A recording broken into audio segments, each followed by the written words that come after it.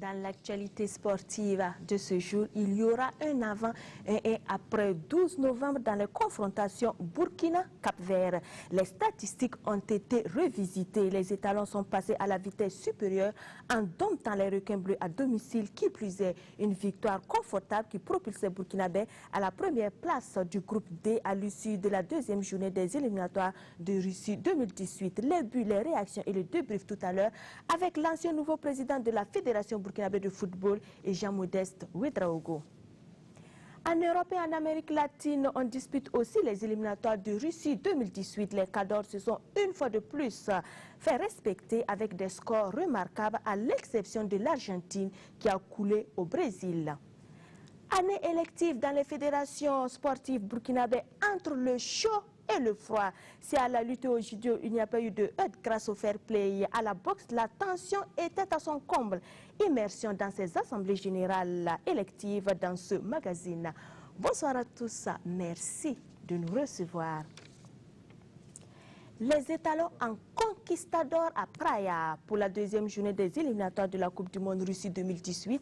Les Burkinabés en déplacement au Estadio Nacional de Capo Verde se sont bien repris après le nul concédé face à l'Afrique du Sud. La première journée, le 11 national, a noyé les requins bleus devant leur public 2-0. Le film de la victoire, comme si vous y étiez avec nos envoyés spéciaux. À la caméra, Amadou Ilboudo, à l'écriture et aux commentaires, Victorien Marielle. De Lisbonne où s'est préparé le match et à Praia où les attendaient les requins bleus du Cap-Vert, c'était l'incertitude sur l'état de santé de l'effectif. Des acteurs et pas des moines ont signé forfait pour cause de blessures. Il fallait faire avec. Et au regard du résultat obtenu, l'on peut affirmer que c'était des sueurs froides pour rien.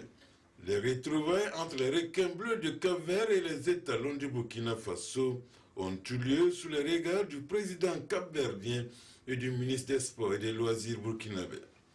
Sur le cas Bakary Koné, la décision est prise. Il sera un remplaçant de dernière minute au cas où. La mission combien délicate et exaltante de gardien du temple a été confiée à la génération montante, Steve, Dayo, Malo, Paro et bien entendu Hervé Kofi comme dernier rempart. Mais à la manœuvre générale, on trouve les anciens amenés par Charles, Pitroapa, Alain, Préjus, Guira et enfin Banou Diawara en pointe. C'est dans un tel dispositif que les étalons sont allés chercher les requins bleus dans leur océan. Et très vite, le doute est dissipé. Issouf Dao, à la deuxième minute déjà, est à la conclusion du corner d'Alain Sibiri Traoré. Une gifle bien matinale qui a descendu des nuages. Le 11 national capverdien.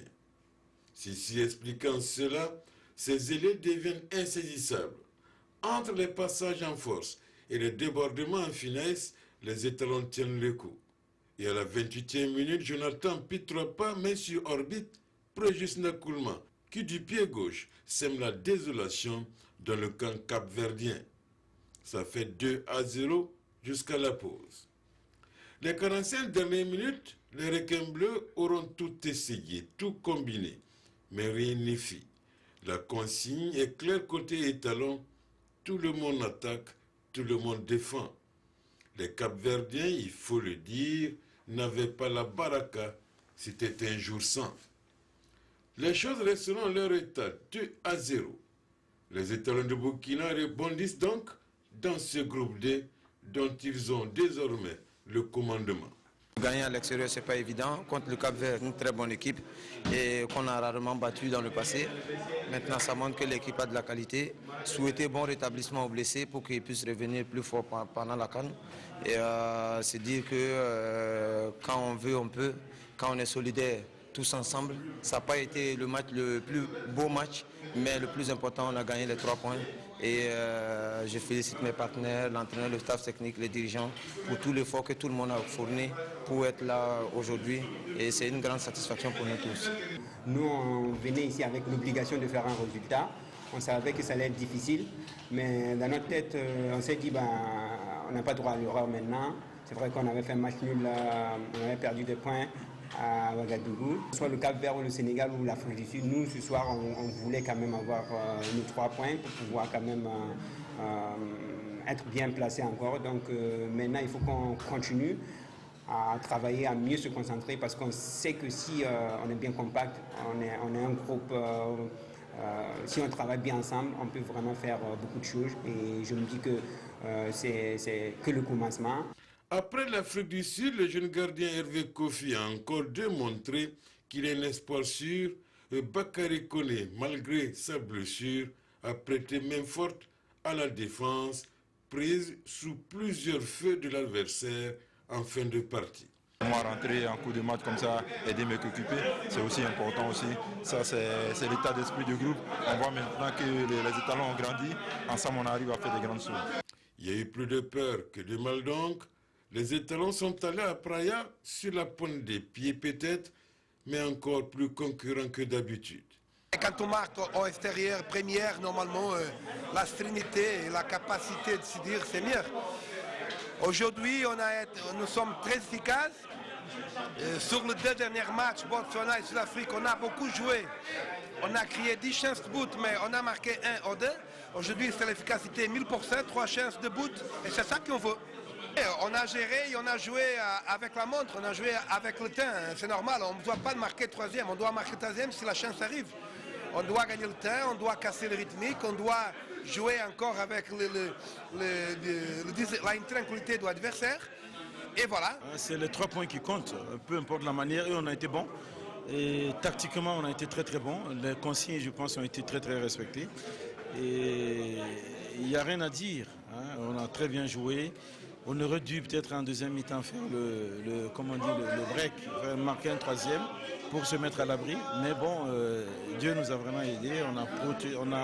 On a protégé nos cages. Et je pense qu'on n'a pas pris de but.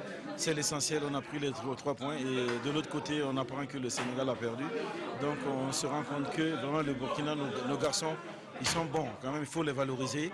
Et ils ont eu le mérite de tenir tête à l'Afrique du Sud à la maison. On aurait pu gagner même ce match. Je pense que nos garçons sont à féliciter et au nom de tous les Burkinabés. Donc je félicite donc les étalons ce soir. Tout est bien qui finit bien, dirons-nous, et gardons espoir que cette victoire du cœur permettra aux étalons de gagner en combativité, solidarité et maturité, car c'est de cela surtout qu'il s'agit pour faire des étalons une équipe qui compte toujours en Afrique. Merci à nos envoyés spéciaux qui ont signé donc ce grand format. Ils sont quelque part dans les airs entre Rabat et Ouagadougou. Bonsoir Sita Sangaré, bonsoir Modeste Ouedraogo. Vous nous avez rejoint donc sur ce plateau. Bienvenue. Président, vous avez vécu cette victoire du cœur en live. Racontez-nous votre expérience.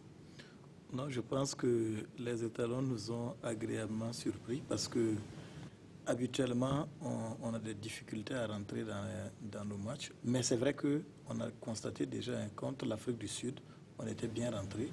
Et là, on a marqué très tôt. C'est vrai qu'ayant marqué très tôt, personnellement, moi, je me disais que les Cap-Verdiens pouvaient revenir à tout moment. Et le deuxième but est venu au bon moment. Pour moi, comme ça a été dit dans les différentes analyses tout à l'heure, réellement, c'était un match bien géré tactiquement et c'est ce qui importe. J'ai dit à certains de vos confrères ici, après le match contre l'Afrique du Sud, que je n'étais pas d'accord avec les titres qui disaient qu'on a fait un faux pas contre l'Afrique du Sud, parce que j'ai vu une équipe d'Afrique du Sud très bien en place. Et j'ai même dit à vos confrères ici que je pense que sur le match que j'ai vu, le Sénégal ne peut pas s'imposer en Afrique du Sud. Et donc, vous avez vu après la défaite du Sénégal en Afrique du Sud. Moi, je pense que les étalons ont en tout cas un coup à jouer dans ce groupe. J'espère qu'ils pourront aller jusqu'au bout pour que, pour une fois, le Burkina soit présent en Coupe du Monde. Modeste Ouedraogo, vous avez suivi ce match sur Internet et à la radio. Dites-nous, comment avez-vous vécu la victoire burkinabé quand on sait que tout s'est joué en première période et que généralement avec le Cap-Vert, on a des difficultés parce que les requins bleus sont imprévisibles face au Burkinabé? Ce qu'il faut déjà noter, c'est qu'on n'a jamais battu les requins bleus, en tout cas du Cap-Vert. Vous savez, ce match était un match où tous les observateurs avaient déjà dit que c'était un déplacement difficile. Ça allait être difficile pour nous parce que, bon, l'histoire a montré qu'on n'a jamais battu cette équipe et à domicile, ça allait être compliqué. Mais il faut reconnaître que les étalons de Burkina Faso en tout cas, comme Victorien l'a dit dans sa chute, il a dû dire que c'est une victoire du cœur. Ils avaient vraiment envie et ils l'ont démontré dès les premières minutes. Et le but de Youssoufou Dayo a quelque peu facilité donc, le match aux étalons parce que là, ils ont compris qu'ils pouvaient aller jusqu'au bout et ils sont allés jusqu'au bout effectivement. Et puis, ils ont tué le match dès la première mi-temps et le reste, c'était vraiment dans une sorte de gestion du match jusqu'à la fin. Et ça, c'est à saluer parce que les étalons ont mûri, ils ont grandi et ça, c'est une très très bonne chose pour le Burkina Faso qui, en tout cas, de mon point de vue, a frappé fort lors de cette deuxième journée d'éliminatoire, en tout cas en prenant la tête de ce groupe-là et en montrant aux Sénégalais qu'on disait ultra favoris que le Burkina compte toujours et le Burkina n'entend pas en tout cas se laisser faire dans ce groupe-là et le Burkina compte aller très loin dans ce groupe-là. Oui. J'ai l'impression que les garçons, quand ils jouent à l'extérieur, ils sont plus libérés et plus à l'aise. Comment expliquez-vous ça? Oui, ça, il faut le dire, parce que le public sportif burkinabé est trop exigeant avec les étalons du Burkina. Et ça se comprend parce qu'il y a la passion, les gens ont envie que les étalons gagnent. Donc, du coup, les gens sont exigeants. À la maison, il y a la pression, ils ont envie de bien faire et dans cette volonté de bien faire, finalement, ils se mélangent un peu les pinces. Le président l'a dit, parfois on manque un peu les débuts de match et ça, après quand on revient dans le match, ça devient un peu plus difficile pour nous. Et je pense que cette fois-ci, à l'extérieur, le match qu'ils ont perdu, c'est contre le Botswana, et en tout cas et contre le Cameroun en amical. Sinon, les étalons, en tout cas, à l'extérieur, ils sont à l'aise, ils sont gonflés à bloc, ils sont galvanisés. Et ça, c'est intéressant. Mais je pense que le public sportif burkinabé gagnerait. Nous y compris, nous les journalistes, parce que la pression, c'est aussi nous les journalistes. Mais je pense qu'on gagnerait à travailler, à faire en sorte que les étalons puissent être vraiment à l'aise chez eux. Parce qu'une équipe nationale doit pouvoir être à l'aise chez elle, elle doit pouvoir compter sur son public et gagner. Mais maintenant, si sur ton propre terrain, tu te sens en difficulté, là, c'est pas intéressant. Et je crois qu'il faut travailler à corriger cela. C'est vrai que depuis 2009, on n'a pas encore perdu, c'était contre la Côte d'Ivoire, on a perdu 3-2 au stade du 4 août. On n'a pas encore perdu à domicile, mais on a fait des matchs nuls et on aurait pu gagner ces matchs-là. Je pense que le public sportif devrait comprendre que les autres équipes, telles que le Nigeria, l'Algérie, le Cameroun, qui fait 1-1 contre la Zambie, je pense qu'il faut qu'on comprenne que dans un match de football, il y a 3 résultats, comme on le dit. Il y a une victoire, il y a un match nul. Et puis il y a une défaite, et quand il y a la défaite ou le match nul, il faut l'accepter, puis se dire qu'on peut trébucher. Et puis bon, continuer à encourager les garçons pour qu'ils partent loin. Merci beaucoup. Dans le même groupe du Burkina, le groupe le prochain adversaire, le Sénégal, qui crie au scandale après un pénalty jugé sévère et imaginaire, a subi un revers en Afrique du Sud, 2-1. Le Burkina prend la tête du groupe 4 points plus 2. Devant l'Afrique du Sud, 4 points plus 1. Le Sénégal est 3e, 3 points plus 1. Et le Cap-Vert, 4e, 0 points moins 4. Dans le groupe A, la Tunisie a défait la Libye lors de ce match délocalisé en Algérie pour cause d'instabilité politique en Libye, 1-0. La Guinée, après avoir ouvert le score, s'est vue renversée par la RD Congo, 2-1. Au classement, la RD Congo est au sommet du groupe à 6 plus 5.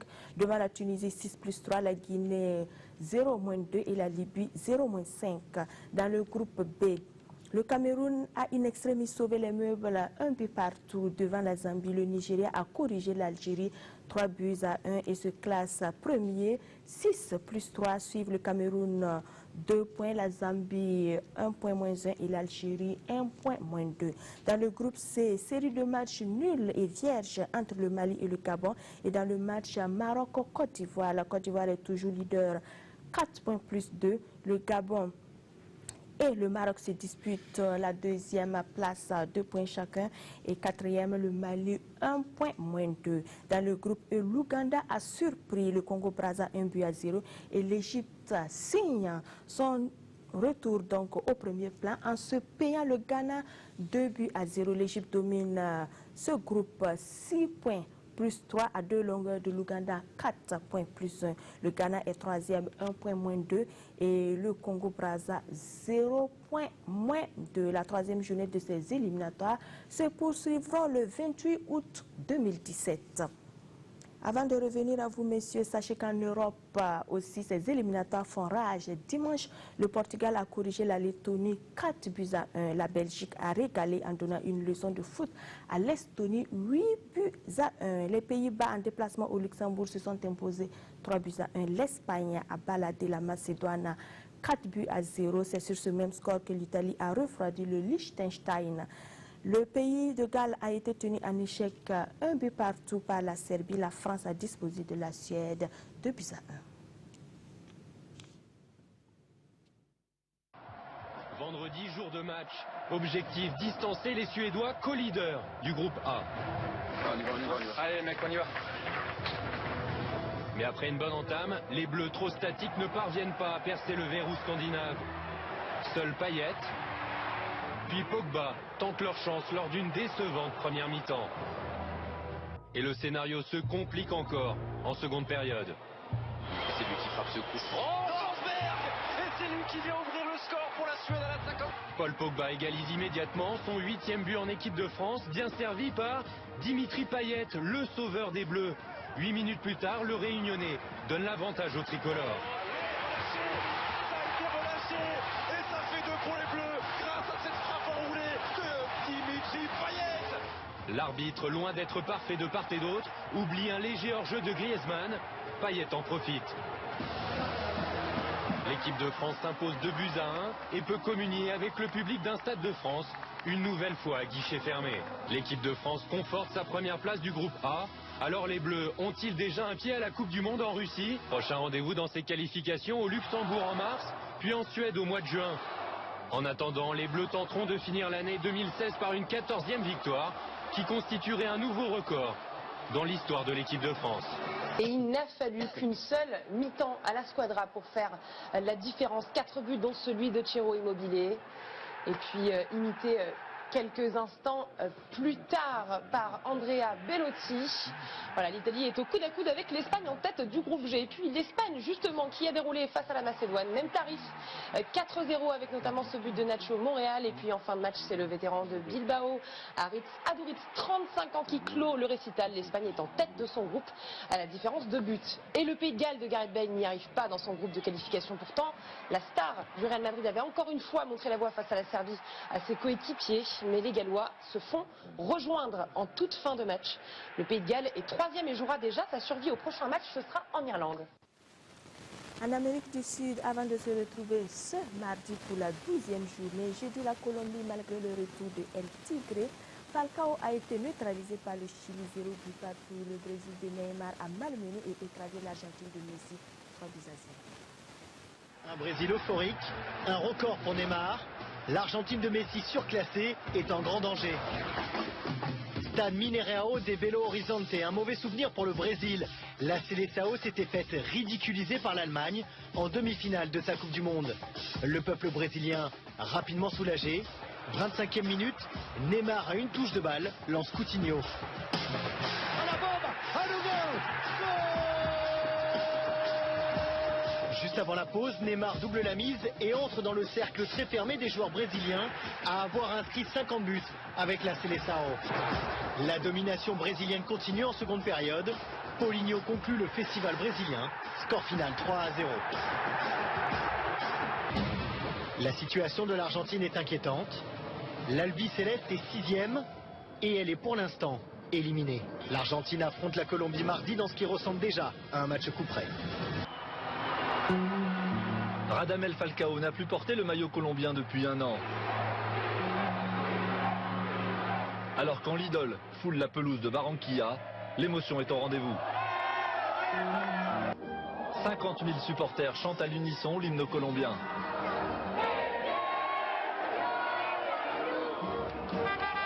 Sur le banc des remplaçants, Falcao semble très touché par l'ambiance surchauffée. La Colombie et le Chili se neutralisent. Malgré son entrée en jeu en seconde période, Falcao ne trouve pas le chemin des filets. Score final, 0-0. Mardi, Falcao et ses coéquipiers défieront l'Argentine de Lionel Messi. Un choc déjà capital dans l'optique de la qualification pour la prochaine Coupe du Monde.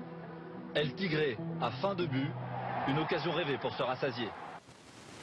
Voilà pour ce tour d'horizon des éliminatoires de Russie 2018. Retour sur ce plateau avec le président de la Fédération burkinabé de football, Sita Sangare et Jean-Modeste Ouedraogo.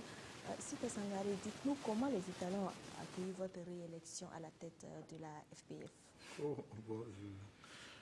Moi, je pense qu'on a eu droit à un bon accueil plutôt des joueurs. Je pense que ce n'est pas pour nous. C'est évident que c'est pour le football que c'est plutôt une bonne nouvelle parce qu'il faut aller dans le sens de la stabilité parce que ce n'est que dans la durée qu'on peut construire des résultats. L'instabilité permanente, ça crée tout le temps des problèmes. Et je pense que c'est comme ça que les joueurs qui suivaient, dans tous les cas, moi j'étais en contact avec plein de joueurs, ils suivaient toutes les péripéties de cette élection avec une certaine appréhension et je pense que c'est dans le soulagement qu'ils ont, ils ont accueilli le dénouement de cette élection. Et il nous revient dans tous les cas maintenant de travailler pour consolider les acquis que nous avons et corriger les imperfections qui ont pu être constatées ici et là. C'est sous bonne garde que vous avez rempilé pour 4 ans, que vous laissez cette élection comme souvenir, après tous les péripéties de la campagne jusqu'aux élections? Non, je pense que vous avez suivi. Il y a eu une dramatisation de mon point de vue totalement inutile parce que le football n'a pas besoin de bruit. Bon, et maintenant, pour la question de la sécurisation des élections, c'est normal parce que les élections, ça doit se dérouler dans un cadre apaisé. Et il fallait, parce que le collège électoral, il est connu, il est constitué de gens qui sont mandatés par les structures habilitées à cet effet. Donc, ceux qui n'ont rien à y voir, et je pense que certains de vos confrères ont pu voir des gens là-bas qui n'ont strictement rien à voir avec le football, qui étaient là-bas. Ça fait que on a Par vraiment... curiosité peut-être? Non, il n'y a pas de... Ce n'est pas un spectacle de ce genre, non.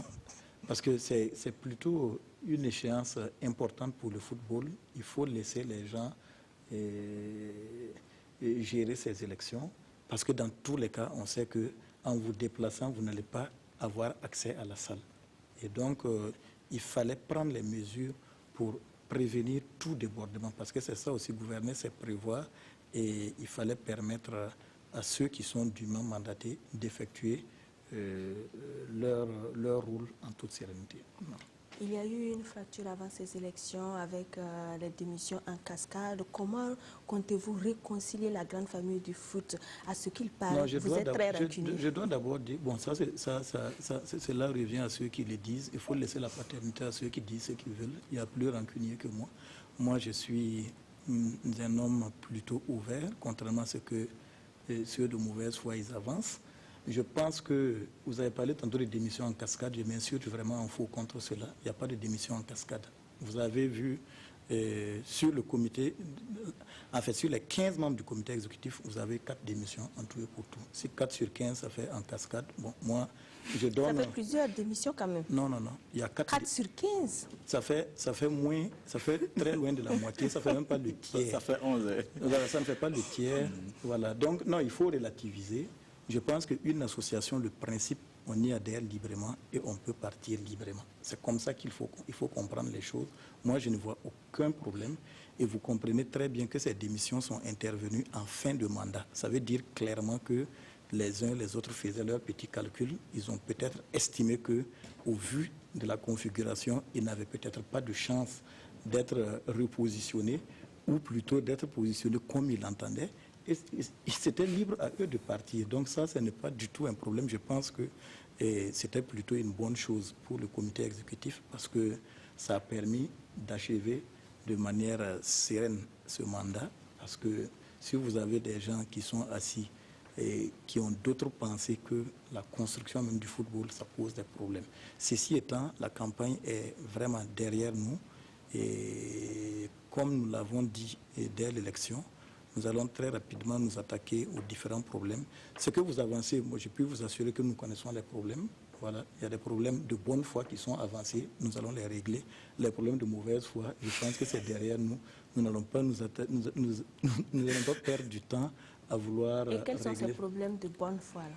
Les problèmes de bonne foi, nous les connaissons, nous les avons diagnostiqués et nous allons nous y attaquer. Vous allez le voir. C'est lesquels justement? Non, je ne peux pas. Vous allez le voir très bientôt. Le comité exécutif va convoquer et très bientôt, il y aura un séminaire de formation. Et après ce séminaire, vous allez voir les grandes décisions qui sont prises pour le bien de notre football et pas pour le bien de certains individus. Au-delà donc de cette présidence à la tête de la Fédération burkinabé de football, vous êtes également le directeur de la justice militaire. Est-ce que ce poste-là vous permet d'être à 100% pour gérer un poste comme la présidence de la FA qui est de plus en plus prenant? Bon, je pense que ce débat est vraiment très loin derrière nous. Je vous ai dit que la campagne est derrière nous. Ça, c'est vraiment des arguments de campagne qui ne peuvent pas s'opposer à moi et j'ai largement répondu à cette question. C'est ça que j'appelle des problèmes de mauvaise foi qui sont posés. Parce que vous savez, je vous ai dit pendant la campagne, j'ai eu à expliquer que lorsqu'en 2012, certains me faisaient appel pour venir prendre la fédération, j'étais beaucoup plus occupé qu'aujourd'hui. J'étais commissaire du gouvernement, c'est-à-dire celui qui est chargé des poursuites au niveau du tribunal militaire. Aujourd'hui, directeur de la justice militaire, et même dans un contexte moins chargé qu'en 2012, parce qu'en 2011, il y avait la mutinerie qui impliquait beaucoup plus de prévenus que les situations actuelles. Et directeur de la justice militaire, on a plutôt juste un rôle de coordination, un rôle de commandement. Ça n'a rien à voir, on est très loin des dossiers. Et quand des gens viennent à dire il est occupé, non, je vous ai dit, c'est juste la mauvaise foi. On disait seulement pour écarter quelqu'un qui pouvait être dangereux pour leur stratégie. Et j'ai dit que la campagne est derrière nous. Vraiment, ça ne sert strictement à rien de revenir sur ces trucs parce que ce n'est pas du tout vrai.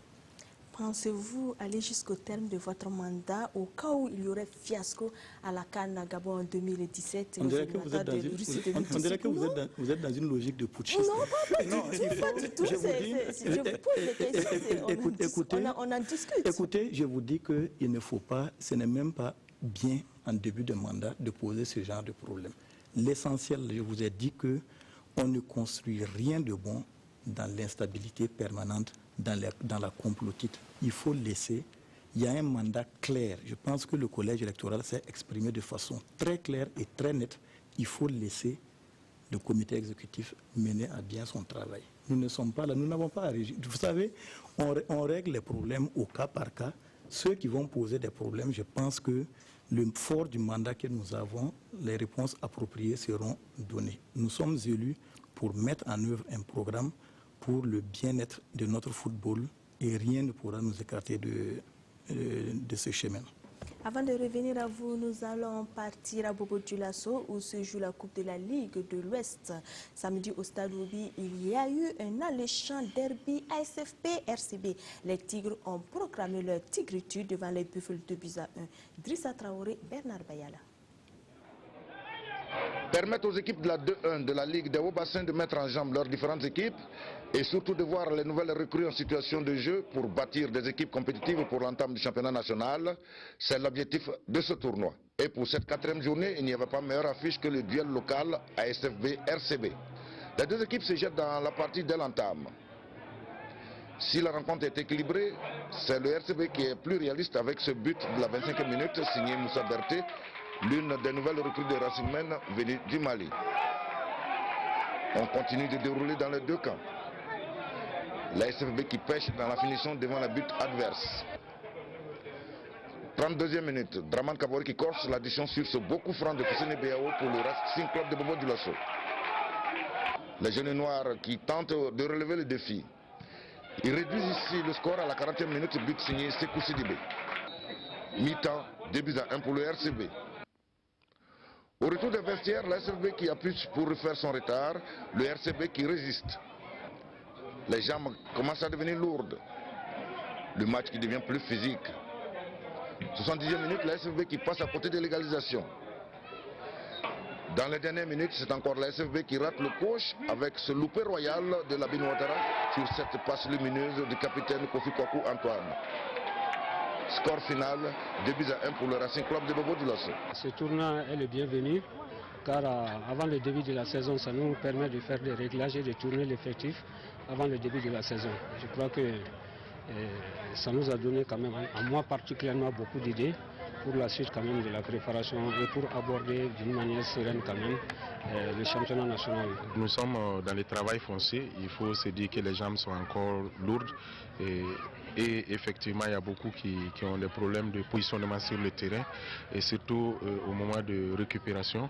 Voilà, il fallait corriger un peu cela à l'intérieur et j'espère qu'ils ont assez compris et le comportement s'est amélioré en deuxième mi-temps. On a un groupe assez équilibré et seulement on a un problème de finisseur. Si vous avez constaté, nous gagnons des occasions, mais pour les mettre au fond du filet, c'est vraiment très difficile. Si vous remarquez l'équipe du Racing ce soir, c'est une équipe complète, c'est une équipe qui a du volume, c'est une équipe assez équilibrée de derrière jusqu'à l'avant, chose que nous n'avons pas encore. Il faut travailler à avoir ça. On joue en semaine la 5e journée de cette compétition. Nous restons avec Bernard Bayala, cette fois en compagnie de Karim Ilboudo pour le dénouement de la 6e Coupe des U20. Le Royal FC a évincé le Kiko FC 1-0. Ce tournoi est une initiative de l'amicale des entraîneurs de foot de Bobo-Dioulasso. 1-0, c'est le score de cette finale pour le Royal FC. Finale de la 6e édition du tournoi initié par l'amicale des entraîneurs de football de Bobo-Dioulasso. Pourtant, la rencontre elle-même démarre sur un rythme quelque peu bruyant. Le Kiko FC en vert et jaune et champion sortant a de la peine à allier 2 bonnes passes. Au fil du temps, c'est Royal FC qui imprime son rythme à la rencontre. Et sur cette action offensive du Royal FC, Drissa Zoromé ouvre le score. Malgré quelques réactions du Kiko FC, le score reste en l'état 1-0 pour le Royal FC à la mi-temps. À la reprise, le Kiko FC qui tente de se réveiller sans jamais trouver la faille. Le Royal FC qui continue de pousser. Les multiples occasions ici et là ne changent pas la donne. Score final, 1-0 pour le Royal FC. D'emblée, parce que c'est une activité difficile à réaliser. À partir du moment où nous sommes à notre 6e édition, sans interruption, et nous pensons que c'est déjà une satisfaction en soi, parce que c'est une activité noble pour l'épanouissement de la jeunesse qui en manque de compétition et comble ce vide-là à travers donc, cette activité. Beaucoup de talents. Parce que je pense que le problème au Burkina, les talents ne tarissent pas, mais c'est le développement des talents qui a posé problème. Et nous pensons que les talents ne peuvent s'épanouir, se développer que par la compétition. Dès que nous avons été contactés, on n'a pas hésité un seul instant, disons, à soutenir cette action parce que nous avons estimé que tout ce qui concerne la jeunesse nous concerne. Et c'est par rapport à ça donc que nous avons soutenu cette édition. Le match est très beau, très plaisant. En tout cas pour le moment ça va. Le Royal FC remporte le trophée de cette 6e édition, 3 ballons et 100 000 francs. Le Kiko FC finaliste malheureux reçoit 75 000 francs et 2 ballons. Le RCB et l'AS Maya ont fini 3e et 4e de ce tournoi qui avait regroupé au départ 16 équipes. Retour sur ce plateau avec l'invité Sita Sangaré, l'ancien nouveau président de la Fédération burkinabé de football. Dites-nous, le Burkina a mal actuellement à ces petites catégories et selon votre programme, vous allez mettre la relève au cœur de ces 4 prochaines années. Comment comptez-vous y parvenir? Et je pense d'abord que le programme qui a été élaboré a été mûrement réfléchi. Et vous allez encore une fois le constater très très bientôt. On compte aller très vite pour poser vraiment les fondements de notre football. C'est-à-dire qu'il faut travailler à ce qui est une relève efficace. Et je le dis, ce séminaire va avoir lieu, ça donnera lieu à beaucoup de réflexions. Et ensuite, il y aura une commission de réforme qui va être mise en place. Et à l'issue des travaux de ces 2 structures-là, vous verrez des décisions qui vont être prises. Et nous avons déjà une idée là-dessus. Il faut tout repenser. Comme je l'ai dit, il faut d'abord que, au niveau de nos clubs, de nos centres de formation, qu'on pratique le langage de la vérité et des âges. Parce qu'il y a un mensonge quelque part on triche sur les âges et ça ne fait pas du bien à notre football. Voilà, vous avez dans les centres de formation de grands gaillards qu'on présente comme des enfants et ça, ce n'est pas la meilleure voie pour préparer la relève dans un pays. Nous allons travailler à sensibiliser les uns et les autres. Une fois qu'on aura tout assaini, on va certainement relancer les compétitions des petites catégories et dans un esprit vraiment sain. Parce que beaucoup sont à ce niveau dans un esprit de compétitivité, il faut gagner à tout prix. Or, nous, notre objectif, c'est de préparer nos champions de demain. Donc, nous allons regarder, il y a des idées qui restent à être affinées. Nous avons dit que nous allons consacrer l'essentiel du mandat à cette question de relève. La relève est au centre et au cœur de notre programme. Nous allons tout mettre en œuvre pour que ça marche. Nous avons déjà de bonnes approches. Nous nous réjouissons que notre autorité de tutelle, le ministère des Sports, soit dans cette même dynamique. Nous savons également que la politique globale aujourd'hui va dans ce sens. Donc à nous de nous ancrer là-dedans et je pense que ça ira, pas de problème. Cette année, on a assisté à une floraison donc, de coupes et de tournois, aussi bien dans les petites catégories, au niveau du football féminin, D1, D2, D3 même. Est-ce parce qu'on était à une année élective? Les prochaines années, vous allez rebeloter pour les mêmes compétitions? Non, je pense qu'il ne faut pas voir comme ça. Ce n'est pas cette année seulement. Depuis que nous sommes venus, nous avons relancé ces différentes compétitions. Aussi bien les petites. Peut-être que c'est parce qu'il y a une année électorale que vous, de la presse, vous vous êtes intéressé à ça. Non, pas du tout. Non. La Coupe de la Fédération en la Coupe de la Fédération en est à sa deuxième édition. Ce n'est pas la première édition, je vous dis. Et donc déjà, ce n'est pas cette année que ça n'a rien à voir. Nous ne faisons rien dans un cadre électoraliste. Allez-vous perpétuer cette différente coupe? Oui. Mais puisque c'est lancé, peut-être si vous suivez, même à la deuxième édition, nous avons dit que bien sûr, c'est quelque chose qui va être pérennisé. Il n'y a rien, ça ne sert à rien. Nous avons dit seulement que c'est le secteur des petites catégories qu'il faut relancer. Et même là-dessus, je m'insurge souvent en faux. Vous savez, quand vous regardez nos petites catégories, souvent, il n'y a pas tellement de chance. Sinon, les efforts qui ont été faits devraient pouvoir produire des résultats. On a souvent été éliminés sur des détails. Voilà. Je vous dis, l'année passée, nos cadets étaient allés au Maroc, où ils avaient fait un très bon tournoi. Ils avaient remporté. Je vous dis qu'à l'heure où je vous parle, nos cadets sont encore là-bas.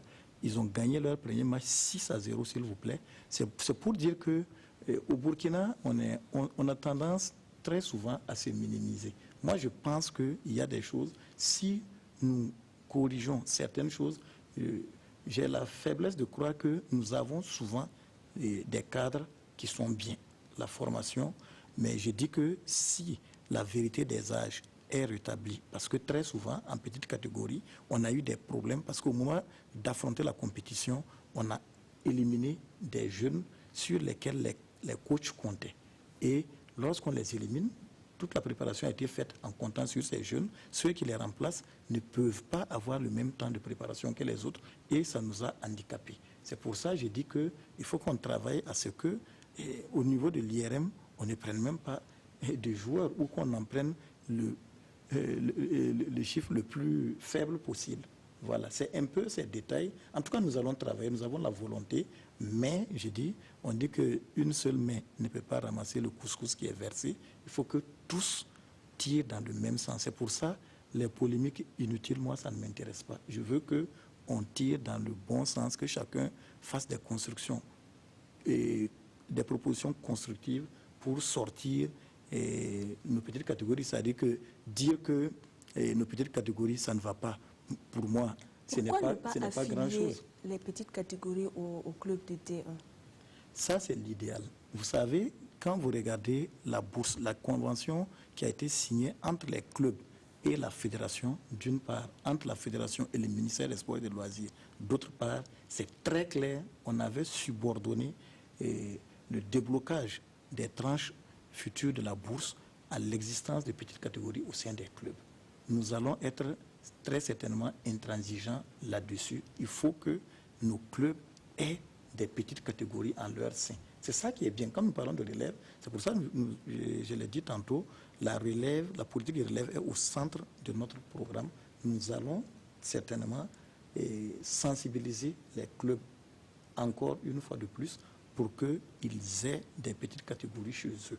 L'objectif que nous recherchons, c'est que en marge, par exemple, des compétitions des grands, les enfants puissent jouer le matin. Vous voyez, si par exemple nous avons EFO ASFA en senior l'après-midi, si le matin les enfants de l'EFO et de l'ASFA Yenega jouent, c'est une bonne chose. En tout cas, nous tenons à ce que les petites catégories soient une réalité et une réalité plutôt performante dans notre football. On nous annonce le 26 novembre comme début effectif du championnat national des confirmez-vous cette date? Oui, tout à fait. Ça a été dit depuis longtemps. Nous souhaitions que le championnat démarre, mais compte tenu de l'élection, c'est pour ça que nous avons décalé à cette date, souvent aussi un peu à la demande des clubs pour qu'ils soient prêts. Mais le 26, je pense que rien ne s'oppose à ce que le championnat puisse démarrer. Que peut-on vous souhaiter pour ces 4 prochaines années? La sincérité dans les débats des uns et des autres, et je pense que le reste, nous avons déjà la volonté, le courage. Si nous ne l'avions pas, nous n'allions pas nous lancer dans cette aventure. Qu'il en soit ainsi. Alors, merci beaucoup, Sita Sangare, d'être venu sur ce plateau et merci pour toutes ces explications. Ça bouge dans les différentes fédérations sportives. Première escale, la fédération de judo. Pinky Silamane Nikema est le nouveau président. Il a eu les faveurs du collège électoral à l'issue de l'âge du samedi au stade du Kadou de Ouagadougou. Kola Inebie, Mamadiwina pour les temps forts de cette assemblée. C'est lui, Pembi Silamane Nikema, qui va manager la fédération burkinabé de judo les 4 prochaines années. Sur un collège électoral de 44 votants, il a obtenu 32 voix contre 12 pour son challenger, Omar Abdallah Kaboré.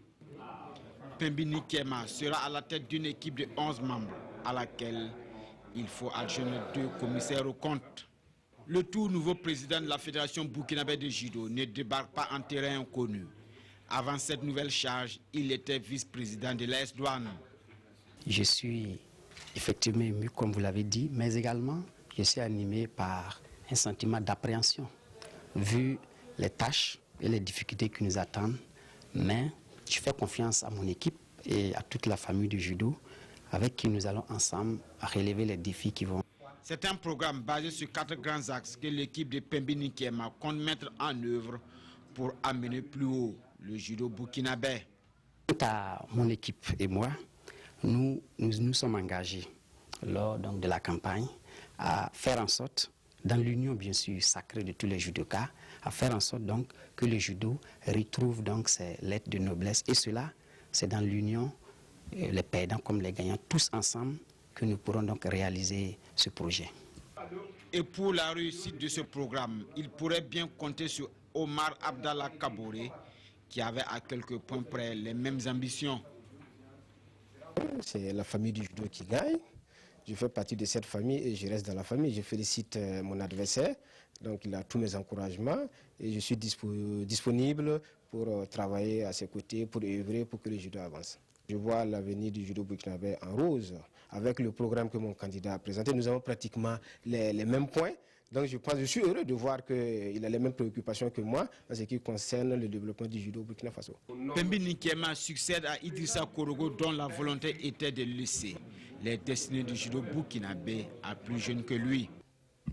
D'abord le fait que je viens de passer les 4 ans et que quelqu'un d'autre vient, ça a répondu d'abord, en tout cas à mon désir dès le départ, quand j'ai été nommé président de la fédération. C'est-à-dire boucler mon travail, 4 ans et après, quelqu'un d'autre, et plus précisément, un plus jeune. Juste avant l'élection du nouveau président, l'équipe sortante a dressé le bilan moral et financier des 4 années écoulées.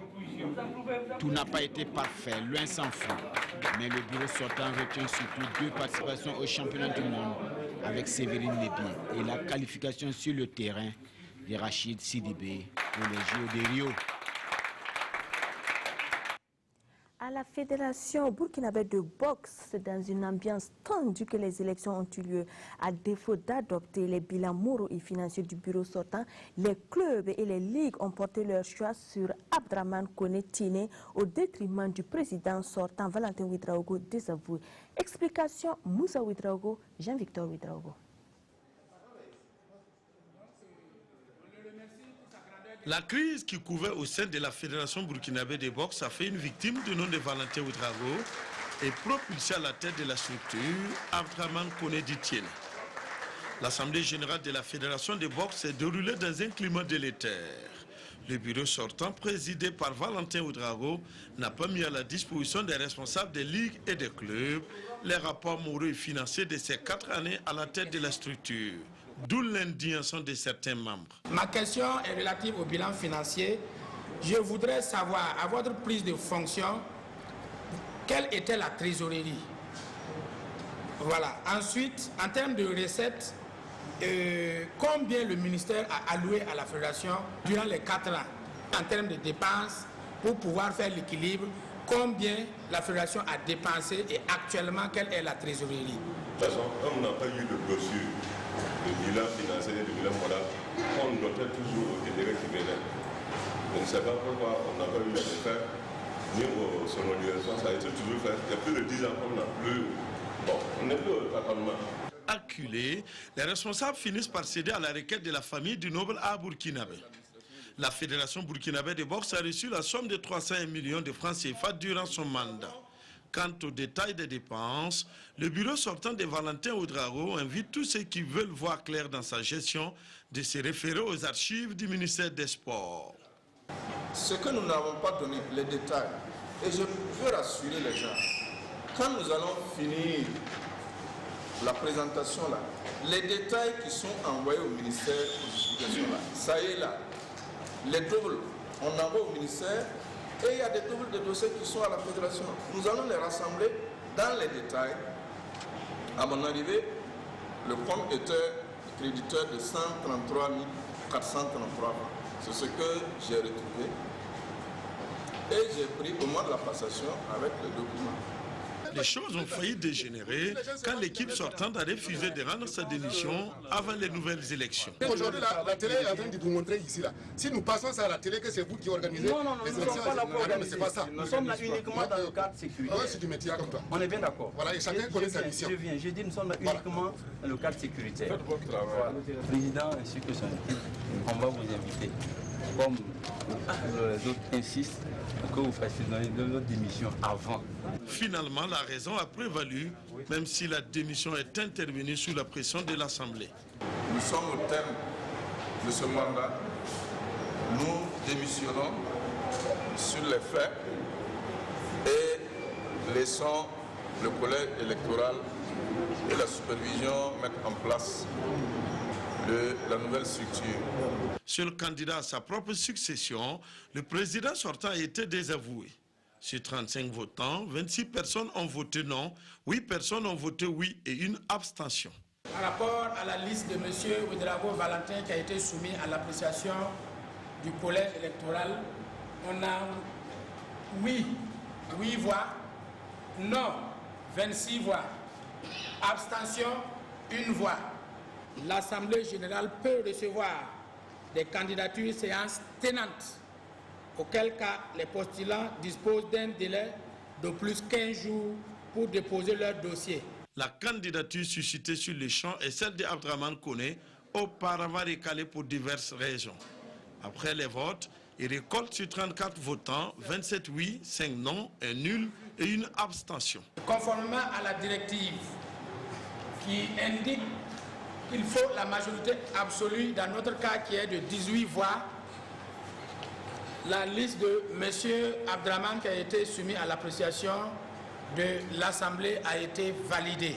Merci.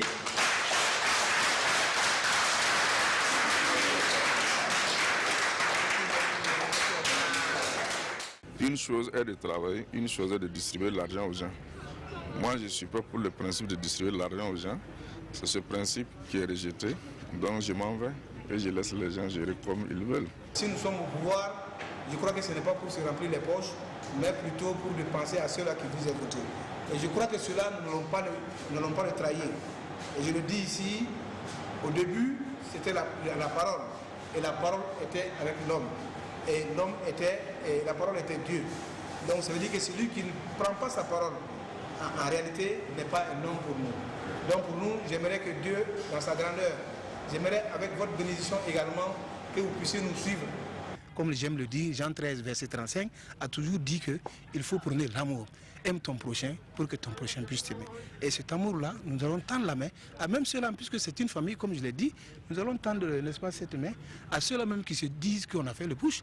Nous allons créer, n'est-ce pas, une comité pour les rencontrer, discuter avec eux, parce que c'est ensemble que nous devrons partir. Nous ne devrons pas aller de façon dispersée. Et l'union fait toujours la force. Et c'est des gens que je connais. L'ancien président, c'est un ami à moi.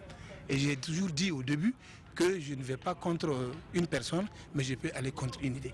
La Fédération burkinabé de boxe compte de nos jours 47 clubs.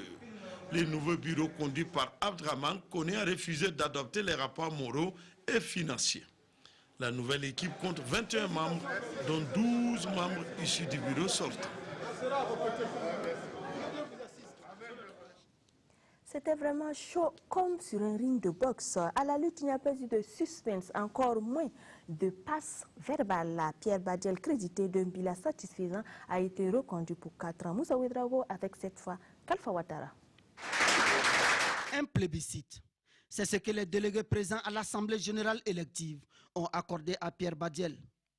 Seul candidat à sa propre succession, le président sortant a été élu avec 100% de voix. 25 voix pour 25 votants. Son programme La lutte continue a plus que convaincu les uns et les autres. Un sentiment de joie et de fierté parce que ça veut dire que le mandat que nous avons déjà fait est positif. J'ai constaté avec satisfaction que les délégués ont pratiquement plébiscité notre bureau en votant à 100%. Ça veut dire qu'ils sont prêts toujours à travailler avec nous. Pour le président réélu, la route est encore longue pour faire de la lutte une discipline majeure dans notre pays. Au championnat national, nous avons un budget de 4,7 millions. Mais au Niger, ils ont un budget de 250 à 300 millions. Au Sénégal, ils ont un budget de 500 millions. Vous voyez que le déséquilibre est tel qu'on ne peut pas, à partir de ces budgets-là, développer correctement la discipline. C'est vraiment, sinon le potentiel est là. Les 3 ligues, les 15 clubs et la seule district qui compose la Fédération burkinabé de lutte ont ainsi voulu accompagner les nouvelles ambitions de l'équipe fédérale. Il faut que sur le plan national, au lieu que ce soit de 15 provinces qui participent au championnat, que nous puissions avoir au moins 25 à 30 provinces qui participent au championnat. Qu'au niveau international, que nous puissions bousculer la hiérarchie, et j'y tiens. La hiérarchie Sénégal-Niger, Nigeria, il faut que le Burkina s'insère dans cette hiérarchie-là, soit au peloton de tête au niveau international. Il faut que nous travaillions à préparer la relève. C'est vrai, il y a le championnat national des jeunes qui est là, mais il faut faire en sorte que ce championnat soit poursuivi et intensifié. Il y a la lutte féminine que nous ne devons pas oublier. Nous sommes présentement, le championnat de la lutte féminine se passe en même temps que le championnat des hommes. Nous souhaitons qu'il y ait un championnat de la lutte féminine à part entière. Au niveau des régions, aujourd'hui, les lutteurs, les encadreurs ne prennent que les lutteurs qu'ils ont sous la main pour venir au championnat national. Ce qui fait qu'on n'a pas forcément les meilleurs.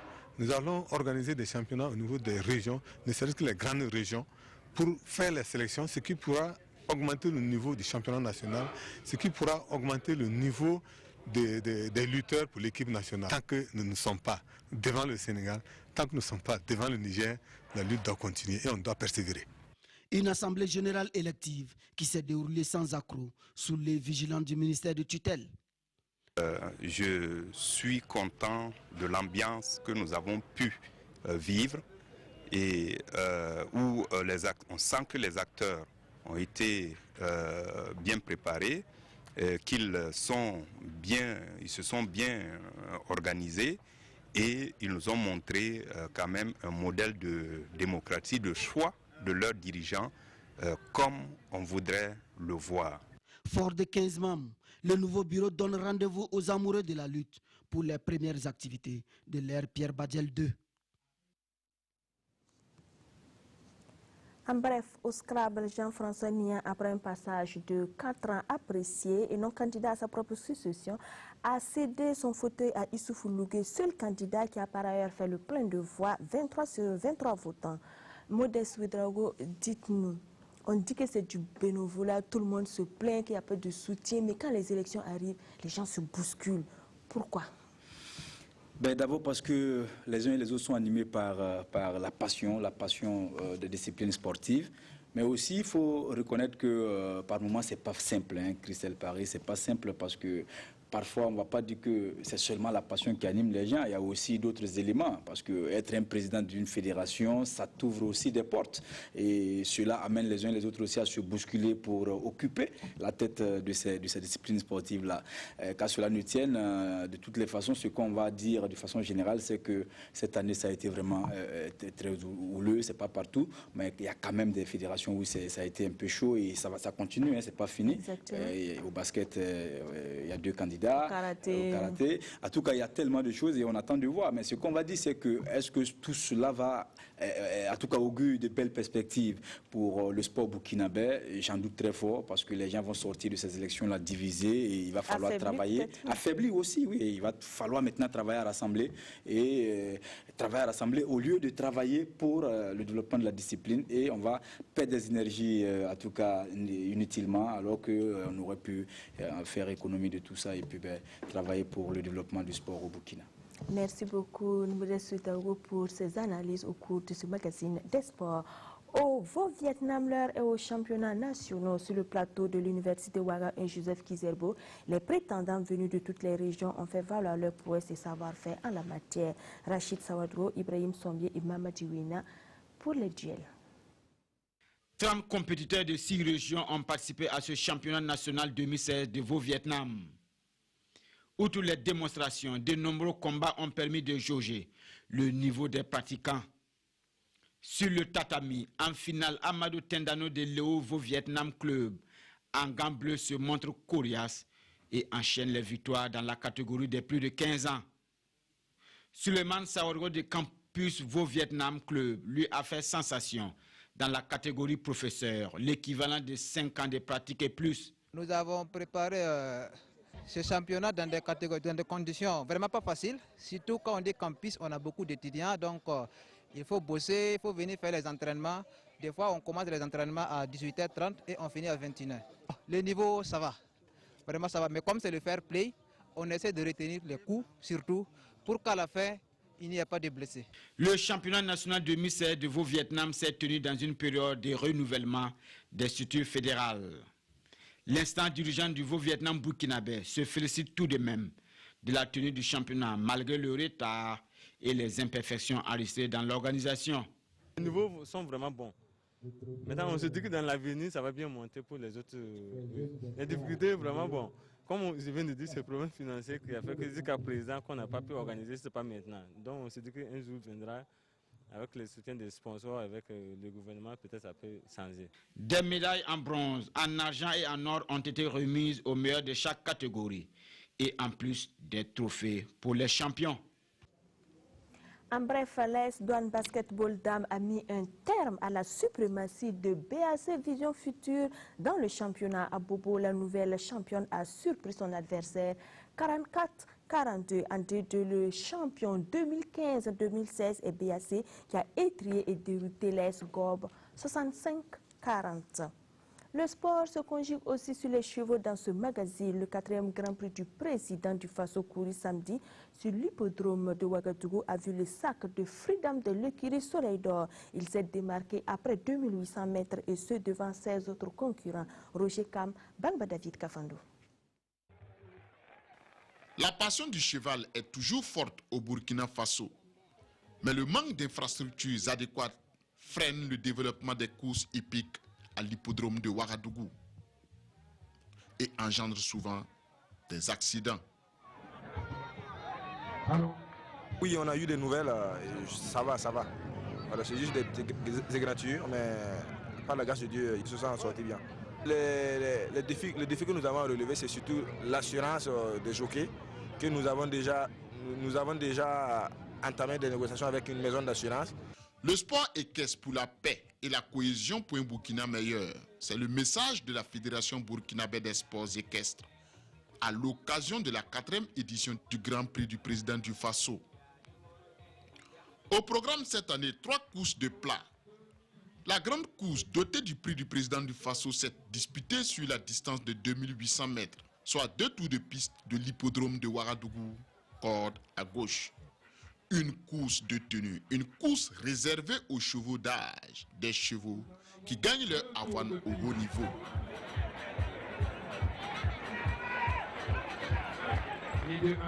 Freedom affiche un net regain de forme dès le départ et prend le contrôle de la course dès le premier tour. Son jockey, l'excellent Ahmed Kabouré, contrôle la course et domine l'adversité, la cravache entre les dents, avec une grande facilité. Freedom remporte le Grand Prix du président du Faso 2016. Viking est 2e et Arafat Wenkouni prend la 3e position. L'épreuve de 2100 mètres a été remportée par Chasseur de Primes. La course de vitesse disputée sur la distance de 1400 mètres, soit un tour de piste de l'hippodrome de Ouagadougou, a été remportée par Véros.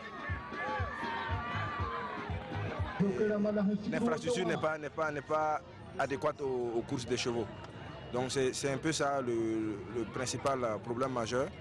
Et à part ça, comme vous le constatez, il y a des petits problèmes financiers, et qui est le problème quotidien de tout le monde. Et aussi le matériel. Il y a manque de matériel. Nous avons contracté aussi la LONABE pour ça. Normalement, ils devaient nous remettre des matériels, mais leur logistique n'était pas mise en place. Je pense que d'ici là, on va recevoir des matériels de la LONABE, donc qui va nous permettre d'avancer encore dans nos activités. Voilà, nous allons profiter de remercier tous les partenaires qui nous ont soutenus. Les 5 premiers de chaque épreuve ont été primés. Les vainqueurs ont obtenu une moto, une enveloppe financière et un trophée.